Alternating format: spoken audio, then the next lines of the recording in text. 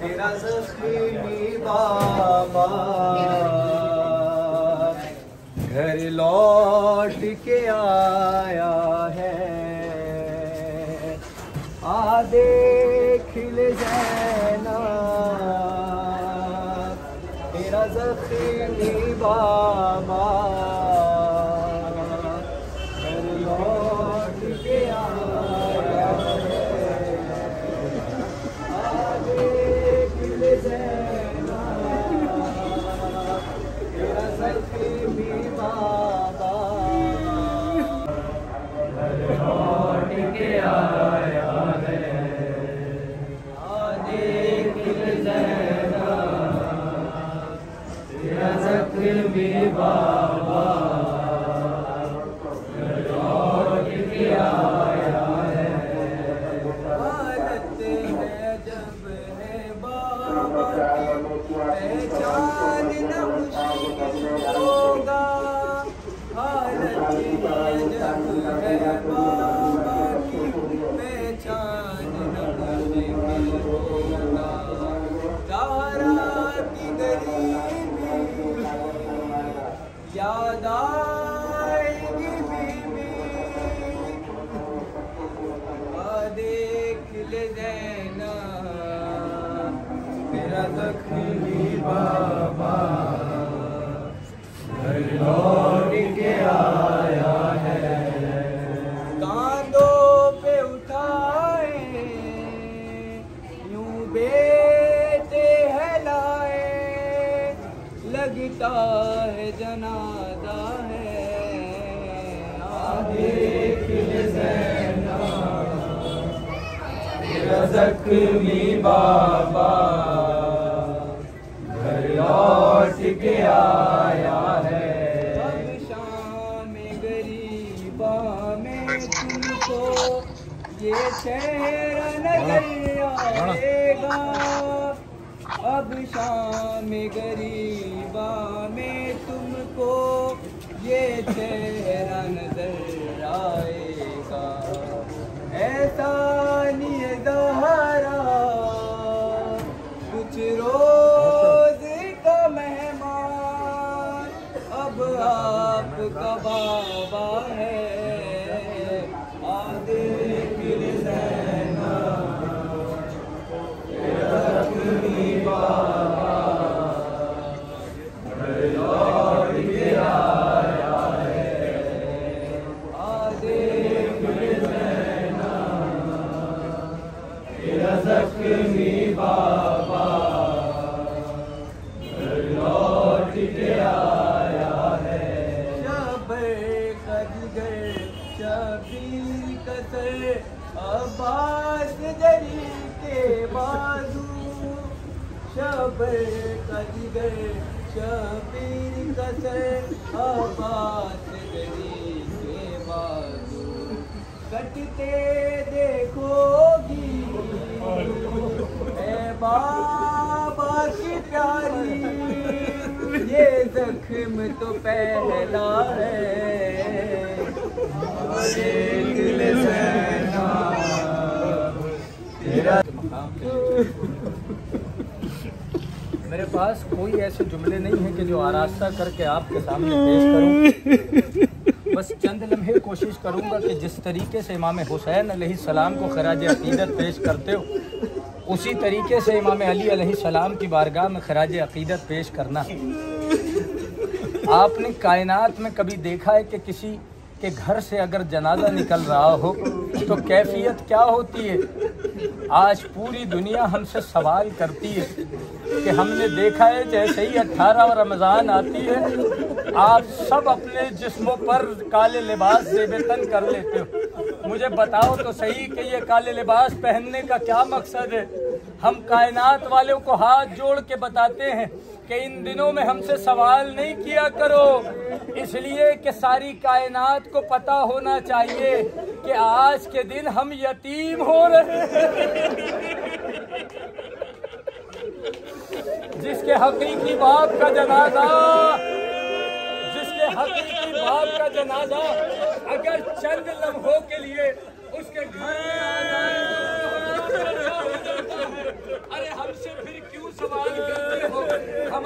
अब पूरी की पूरी दुनिया उजड़ गई है। हमने एक वक्त में अपना सब कुछ खो दिया है। तुमने सुना है अमीर कायनात की कैफियत क्या थी? रिवायतों में मिलता है अमीर कायनात अपने कांधे पर एक गठरी लेकर निकला करते थे और यतीमों के घर पे जाया करते थे और हर एक यतीम को अपने करीब बुलाते थे, उसके रुखसारों का बोसा लेते थे, उसके सरों पे हाथ फेरते थे और हाथ फेर के एक मर्तबा उसके करीब बैठते थे और बैठने के बाद कहते थे बेटा घबराना नहीं, इसलिए कि तुम्हारा यकीनी बाप चला गया है लेकिन मैं अमीर कायनात जिंदा मौजूद हूँ। लेकिन चंद लम्हों के बाद अभी ये कैफियत बदलती हुई नजर आई है। अरे जैसे ही अमीर कायनात का जनाजा अपने घर से अपनी शानो शौकत से निकला, अरे दो बच्चे हैं, एक का नाम हसन है और एक का नाम हुसैन। अभी दोनों दो जानू बैठे हुए आंसू बहा रहे थे। रावी बताता है कि इधर से इमाम अली का जनाजा निकलता है, उधर से अब्बास करीब और आने के बाद इमाम हसन इमाम हुसैन के करीब बैठते। इत्मीनान के साथ सुनते चलना, मंजिल बहुत तवील है। रावी कहता है मौला अब्बास करीब आए, इमाम हसन और इमाम हसन का हाथ पकड़ा और हाथ पकड़ने के बाद मैं इसी तरीके से पढ़ूंगा, आप अंजाम दे लेना अपनी खिदमत को जैसे चाहना। एक मर्तबा गाजी अपने हाथ को संभालते मौला हसन और मौला हुसैन के करीब जाते और जाने के बाद कहते हैं कि भैया आपने देखा है? कहा मैंने देखा है। कहा मैंने सुना है कि तबीब आया था। कहा तबीब आया था। कहा मुझे बताए तो सही बाबा के लिए तबीब ने क्या कहा है? कहा बे भैया बाबा के लिए तबीब ने फरमाया है कि जख्म इतना ज्यादा शदीद है, जितना हो सके उतना ज्यादा इमाम अली को दूध पिलाया जाए, चाहे कि इमाम अली अलैहिस्सलाम की इससे ज्यादा हयात तो नहीं है, लेकिन हाँ जख्म में और ये कर्ब की सूरत में थोड़ी देर के लिए राहत मिल जाए।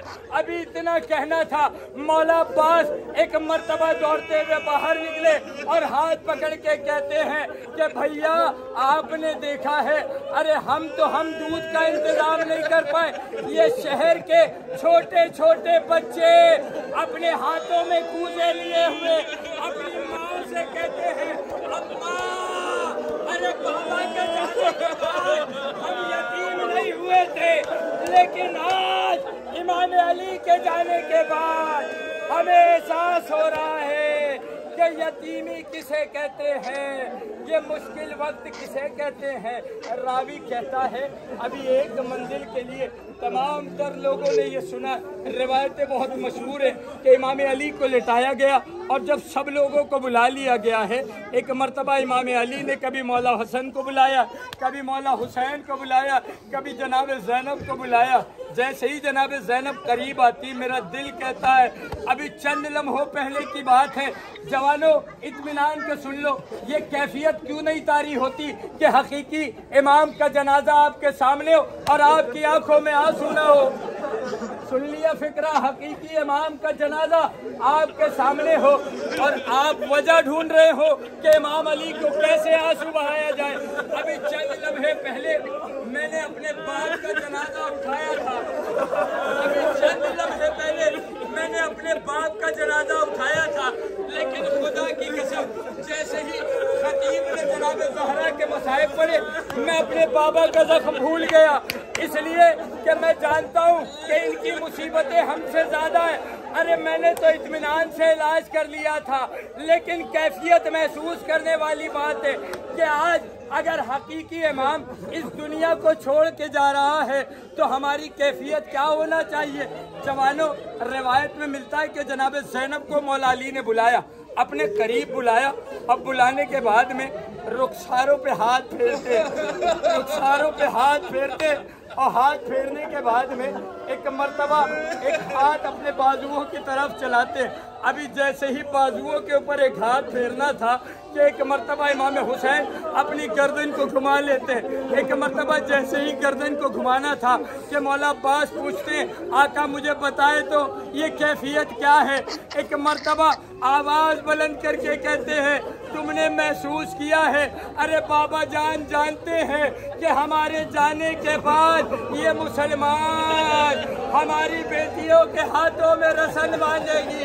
अरे दयार बदयार फिराया जाएगा, मुनादी आवाज दे के कहेगा, ये है अली की बेटियां, ये है अली की बेटियां।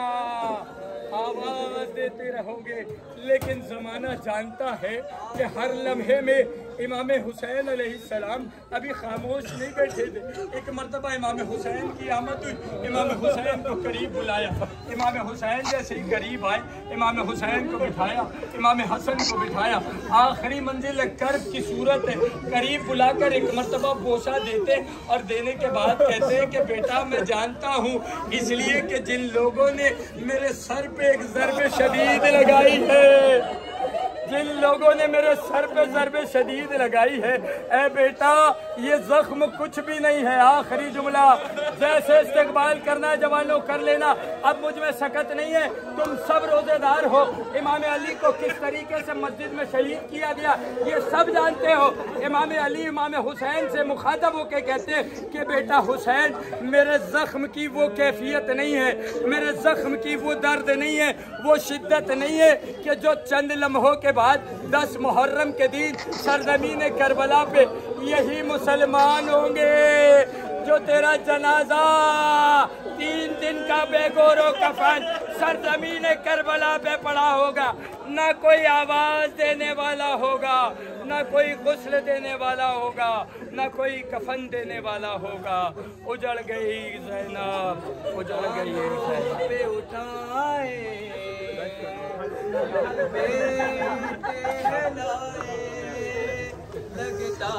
है जनाजा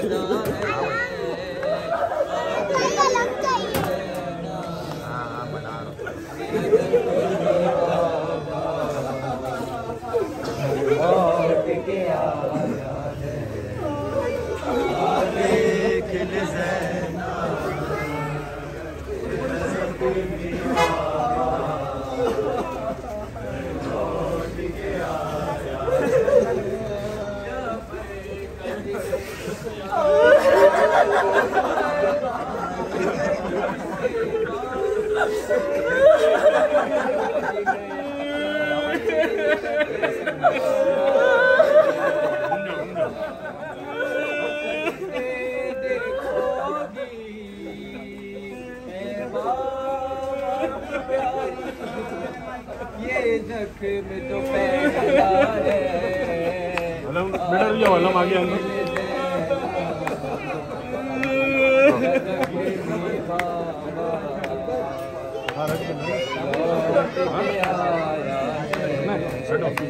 कांधों पे उठाए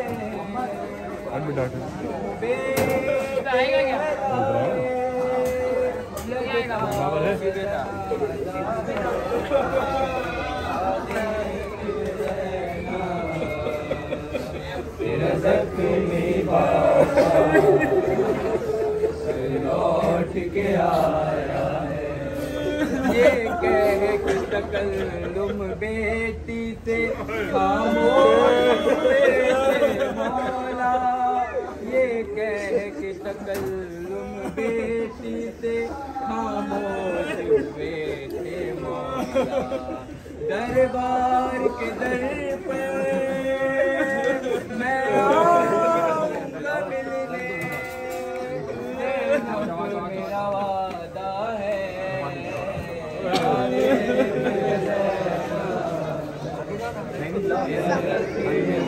और सीधा जा सामने पकड़ो।